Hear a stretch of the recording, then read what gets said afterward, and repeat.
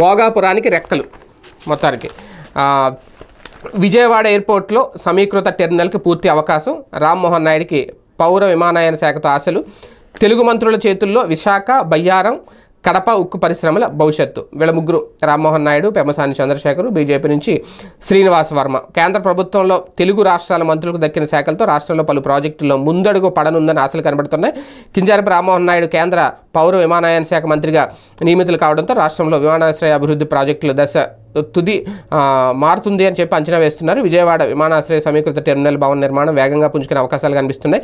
Airport authority of India 611.80 కోట్లతో చేపట్టిన ఈ టెర్మినల్ భవన నిర్మాణం 40% మాత్రమే పూర్తయింది. రాష్ట్రంలో వైసీపీ ప్రభుత్వం నుంచి చొరవ కొరవడమే ఇందుకు ప్రధాన కారణం. 2024 జూన్ కల్లా దీన్ని పూర్తి చేయాలని లక్ష్యంగా పెట్టుకున్న పెద్ద పురోగతి కనిపించలేదు. మొత్తం ప్రాజెక్టు వ్యయంలో ఇప్పటివరకు 225 కోట్లు మాత్రమే ఖర్చు పెట్టినట్లు తెలుస్తోంది. ఇప్పుడు కేంద్ర రాష్ట్రాల్లో ఎన్డీఏ ప్రభుత్వాలు ఏర్పడడం, పౌర విమానయాన శాఖ మంత్రిగా రామ్మోహన్ నాయుడు బాధ్యతలు చేపడుతున్నందున విజయవాడ ఎయిర్పోర్ట్కి మహర్దశ పట్టే అవకాశాలు కనిపిస్తాయి. నిజంగా ముగ్గురు మంత్రులకి అయితే కీలక శాఖలే అప్పగించారు.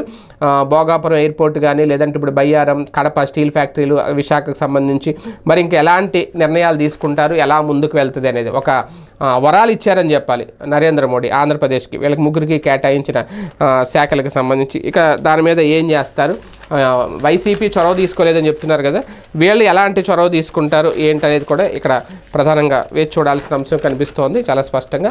అలాగే నరేంద్ర మోడీ మరొక కీలక ప్రకటన, మరో 3 కోట్ల పేదల ఇల్లు. నిజంగా ఇది